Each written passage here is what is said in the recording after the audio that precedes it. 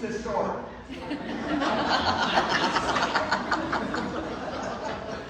Good morning, everyone. Once again, my name is Fernandez. I am the Historic Preservation Manager. The official title is Architecture Review and Historic Preservation Manager for the City of Tampa. I've been in that role for about 16 years. Been with the city for over 20. So it's been a pleasure to see Tampa continue to grow and thrive, and with all its successes and challenges along the way, it's just part of the everyday effort that we face in the Historic Preservation Division. I wanted to just kind of start, I know a lot of you, but I wanted to give you just a couple-minute overview of our program. We are part of the Planning and Growth Management Department within the city's permit review area. So I work actually with the different permit reviewers and whatnot to ensure that historic buildings that are designated are appropriately treated during either renovations or adaptive reuse projects. And then also I administer the Historic Preservation Commission, which is a commission that's appointed by City Council and the Mayor to identify and move towards protecting buildings that are eligible for local designation. There are 4 historic districts in the city of Tampa. They are Hyde Park Historic District, Seminole Heights, Tampa Heights, and the Ybor City Historic District, which is also got the prestige of being recognized as a National Historic Landmark District by the National Park Service. So that's just a handful of those in the state. Additionally, we oversee the city's local landmarks, and the Tampa Bay Hotel is one of those landmarks. There are about 100 other ones. They're not all buildings. We have the bridges over the Hillsborough River are historically designated. The Oak Lawn Cemetery is another historic resource in the city. So there's different types of historic assets that the city oversees, and not just built structures, but also culturally significant structures or sites. Along with that, I administer the Architecture Review Commission and the Barrio Latino Commission, which is the architecture review component for the city of Tampa. They're looking at any exterior changes to buildings that are historically designated to make sure those are done in a sensitive manner. That could be additions, it could be renovations, and they would review relocations and even demolitions. We're a small but mighty group, and part of your city planning department. We outreach quite a bit to property owners, developers, realtors. I'm glad to see there's a nice cross-section of that in our audience today. And with that, I'll go ahead and bring Manny into the conversation.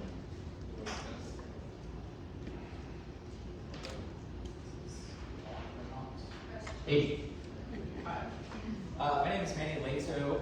I'm the Executive Director of Preserve Burg. Our sort of full name, or more proper name, is St. Petersburg Preservation, but we rebranded and have this hip, catchy title, Preserve Burg, which seems to translate very well. Like a lot of preservation advocacy groups like ours, we were formed in the 1970s. We were formed in 1977, so we've been around for quite a while. And there's an interesting reason why a lot of these preservation groups were started in the 70s, because it was a direct response to kind of. Okay, is that working or no? Make it loud. How about this? Yeah, that's great. All right. So there's a reason why a lot of these preservation groups started in the 1970s, and that's because they were a direct response to the encroachment of interstates and kind of white flight, if you will, out of cities, and thus you saw the demolition of historic properties and historic in-town neighborhoods, specifically through processes like urban renewal, derisively known as urban removal. Certainly in Tampa had a tremendous effect on Ybor City and West Tampa. So again, the organization's been around for over 40 years, and again, not too dissimilar from other organizations like ours. We are educating, celebrating, and advocating for the historic built environment in St. Petersburg, but also landscapes of importance. And what do we mean by that? That could be things like shell mounds, things like historic black cemeteries that have been erased. So, so the built environment, the man-made environment, and again, educating and celebrating. So that's kind of the easy thing, right? That is, you know, I come from a museum background, so that's what we call informal learning. You know, it's things like this, it's lectures, it's walking tours, it's porch parties. You have some information here on your table about an expo that we're hosting tomorrow. So that's kind of the educating and celebrating piece of what we do. And it's really just trying to get people engaged with the concepts of preservation and getting them to appreciate their neighborhoods. And so that can be, again, just as easy as having a porch party at someone's amazing historic home, and then they start thinking, well, maybe I could do that with my property. And then the advocacy part is sort of the other side of the coin.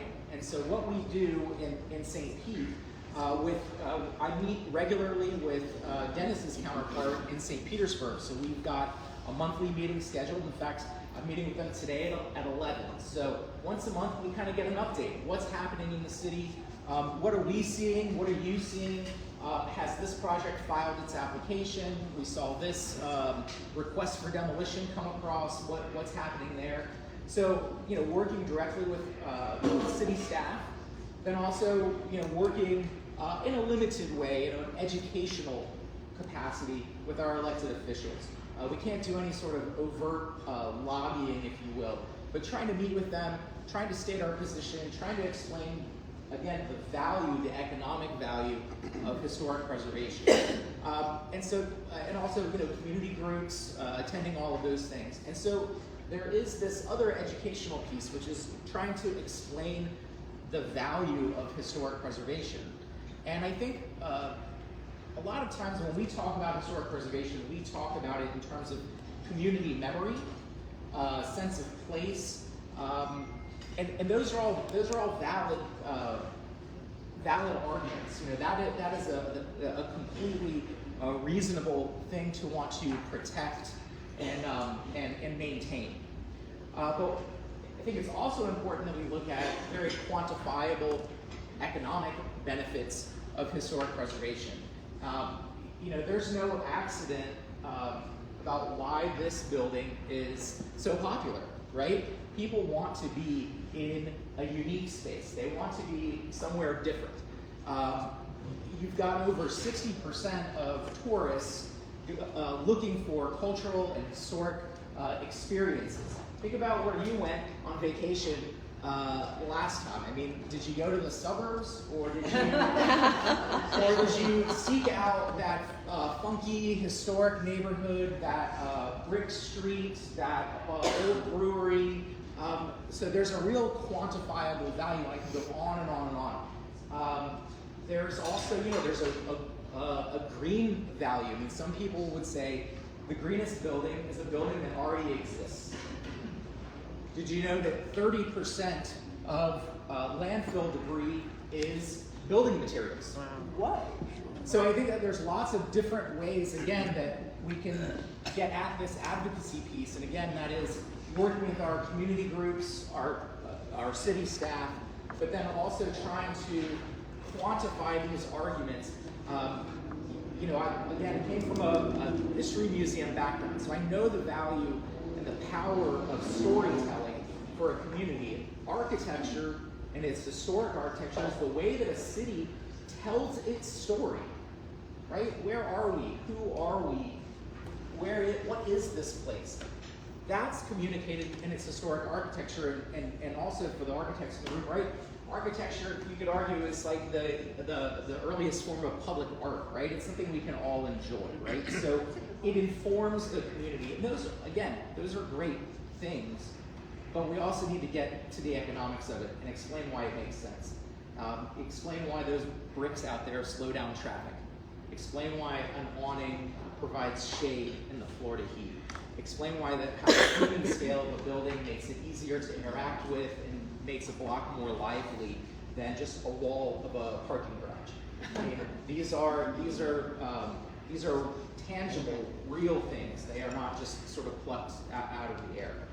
So anyway, so that's what Preserve the Burg does. And again, I've only been there for a year, so I'm relatively new to it. There are a lot more experts in preservation in this room, including Dennis, which is why he's here. He's like my phone a friend, and I want to. I had a long list of people to seek really assistance from when I took the position in St. Pete, and Dennis was at the top of the list, and so I called him and I need explain this to me.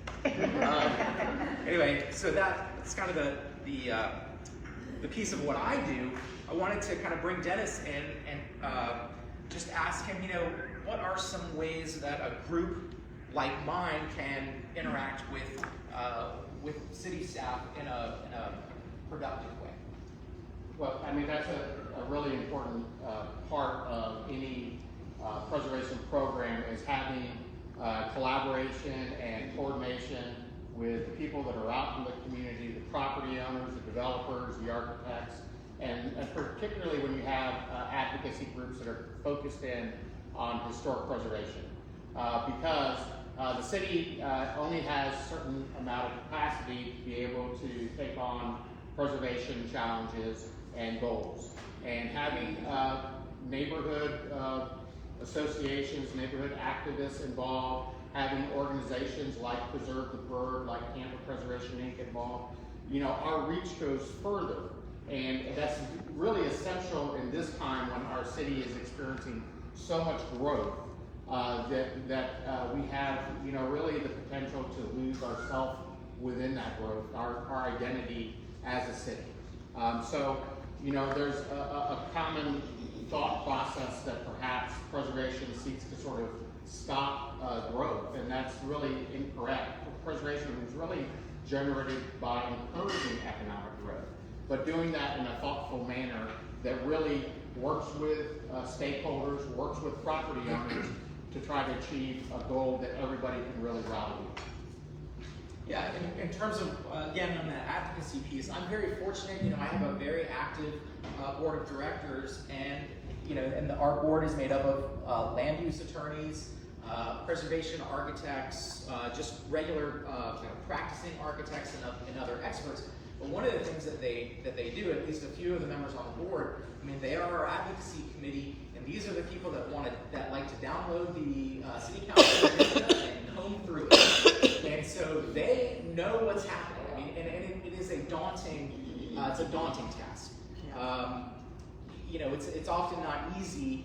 The city drops a 300-page agenda for the day, and you have to sort of sit there and kind of comb through and figure out, okay, are we going to show up on Thursday or are we not?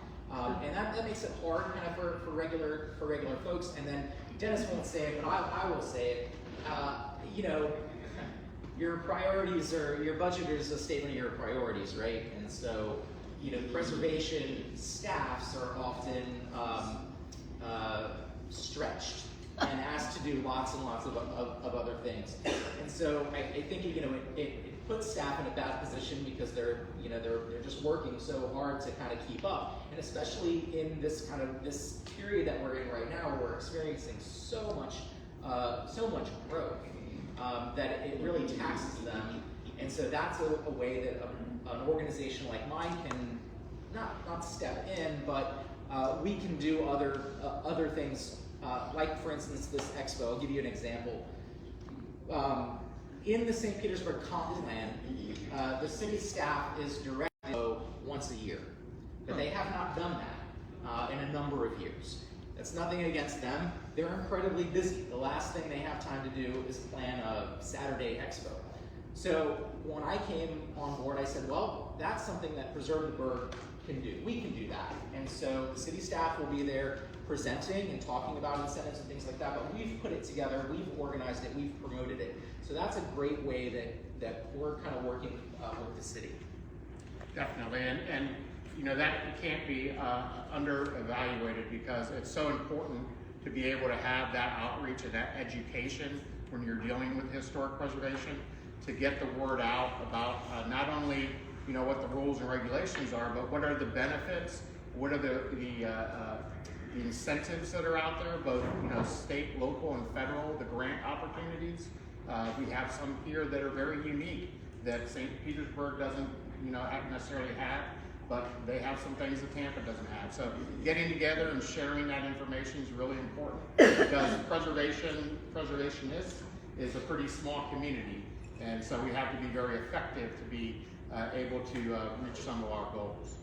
Yeah, and that's another good point. It is a small community, and I would say this in sort of other capacities. Is that sometimes we spend a lot of time talking to each other, and so it's important for me to make sure that Preserve the Burg is talking to everybody. And so it's been my goal, or what I've sort of set as my mission, is to make Preserve the Burg a community resource. And that's a community resource for everybody. So it's not just the preservationist who is worried about this development coming into their neighborhood, or someone who owns a home and wants to have their windows fixed. Well, absolutely, we'll do that. But we want to be a resource for architects, for realtors, for the development community, which are sometimes not huge fans of what we do. But let's have that conversation early.